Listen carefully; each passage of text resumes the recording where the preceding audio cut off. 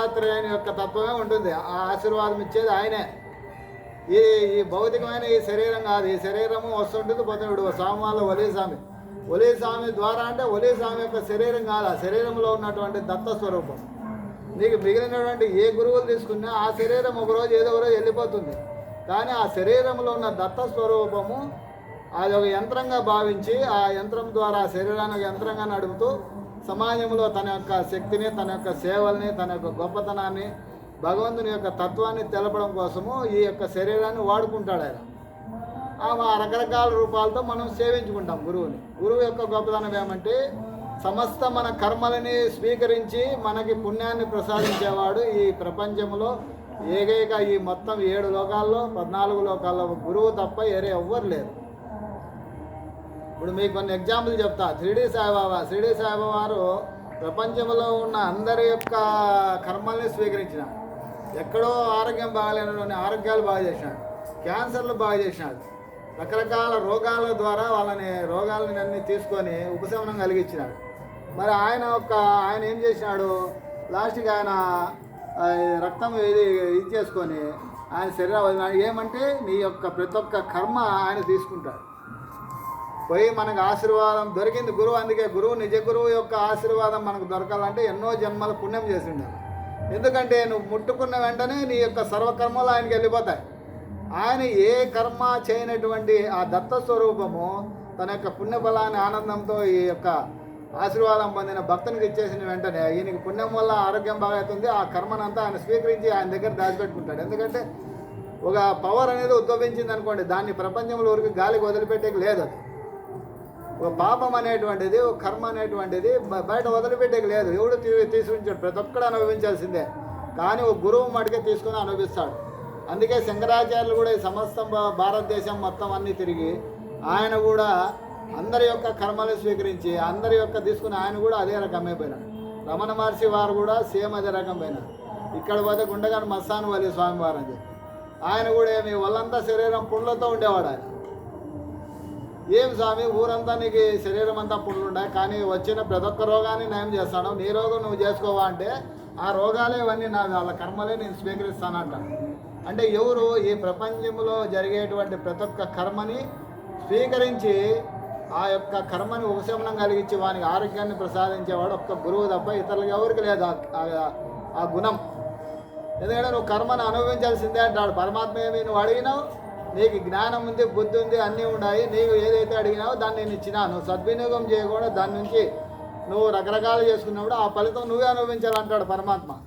కానీ గురువేమి వీనికి నయం చేసి వీని ఇదో పరమాత్మ తత్వం ఇట్లుంది, ఇట్లా పోరా, ఇదంతా శాశ్వతమైంది, ఇదంతా శాశ్వతం కాదు, శాశ్వతమైన వాడు పరమాత్మ ఉన్నాడు, ఆయన సేవ చేసే విధానం మీద ఆ సేవలో నువ్వు వెళ్ళిపో.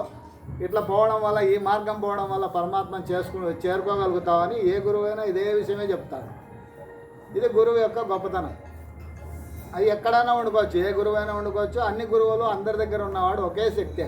ఇప్పుడు భగవంతుని మనం రకరకాల నామాలతో, రకరకాల రూపాలతో, రకరకాల తత్వాలతో మనము సేవిస్తున్నాము. కానీ భగవంతుడు అనేవాడు ఎన్నో రకాలు ఉన్నాడా? ఏం స్వామి ఉన్నాడా? ఎన్నో రకాలుగా ఒకే రకమే ఉన్నాడు భగవంతుడు. ఒకే రకమే, ఒక్కడే భగవంతుడు. గురువు కూడా ఒక్కడే, ఆ దత్త స్వరూపం. ఈ శరీరాలన్నీ కూడా ఆయన వాడుకుంటున్నటువంటి యంత్రాలు. నువ్వు ఎక్కడ షిరిడీకి పో, అక్కలకోటకు పో, కాశీనాథ్ దగ్గరికి పో, ఇంగోరు దగ్గరికి పో, ఎక్కడ పోయినా కూడా ఆడ దొరికేటువంటి ఆశీర్వాదం ఎవరిది? ఆయనది కాదు, దత్త భగవాను యొక్క ఆశీర్వాదం దొరుకుతుంది.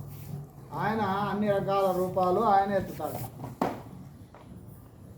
అన్ని రకాల యొక్క ఇవి చేస్తాడు. ఆయన నిరాడంబరుడు, రకరకాల ఉంటాడు. గురువు అంటే అని ఇప్పుడు మన వాళ్ళు అంటారు, ముక్తి లభిస్తుంది ఈ జన్మలో నువ్వు సేవ చేస్తే.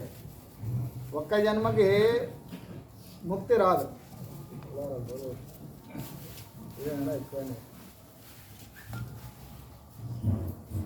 మనకి 7 ఆకాశాలు ఉన్నాయి, 7 లోకాలు ఉన్నాయి, వైకుంఠానికి 7 ద్వారాలు ఉన్నాయి. మనకి ఆల్రెడీ ఏం చెప్తారు, వైకుంఠ 7 ఉన్నాయంటారు. ఇస్లాంలో 7 ఆకాశాలు ఉన్నాయంటారు, 7 ఆకాశాలు ఉన్నాయంటారు. బైబిల్లో కూడా 7 ఉన్నాయంటారు. 7 అర్థం ఏమంటే మనము ఈ యొక్క 7 యొక్క తత్వాల నుంచి బయటపడినప్పుడు మటుకే భగవంతుని యొక్క ఆ వాకిల్లోకి ఎంటర్ కాదు. అంటే ముక్తి అనేటువంటి ఫస్ట్ సాధకుడుగా నువ్వు జయించగలిగితే ఆ తర్వాత అవధూతగా వస్తావు.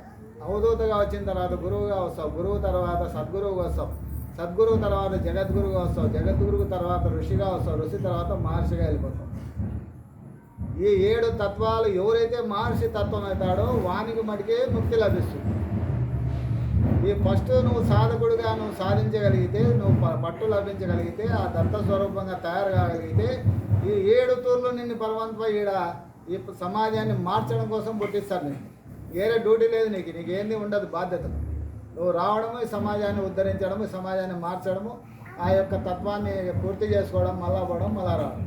7 సార్లు ఎత్తినటువంటి ఋషి మహర్షి స్థాయికి ఎదిగిన వాడే ఆ యొక్క 7వ ద్వారం అనేటువంటిది దాటగలిగి ఆ పరమాత్మలోకి లీనమవుతాడు. పరమాత్మ తత్వం ఎలాంటిదంటే కోటి సూర్యుల తేజం. ఓ సూర్యుని మనం చూడలేము. కోటి సూర్యులు కలిపితే ఎంత తేజం ఉంటుందో ఆ తేజమే పరమాత్మ స్వరూపం. ఆ స్వరూపంలో నుంచి ఈ స్వరూపాలన్నీ వస్తుంటాయి. మనతో పాటు గురువులు, సమస్త జీవరాశులు అన్నీ కూడా ఆ తత్వం నుంచే వస్తుంటాయి. ఈడ నాశనమైన తర్వాత ఆ తత్వంలోకి లీనమవుతాయి. ఇది గురువు యొక్క గొప్పతనం.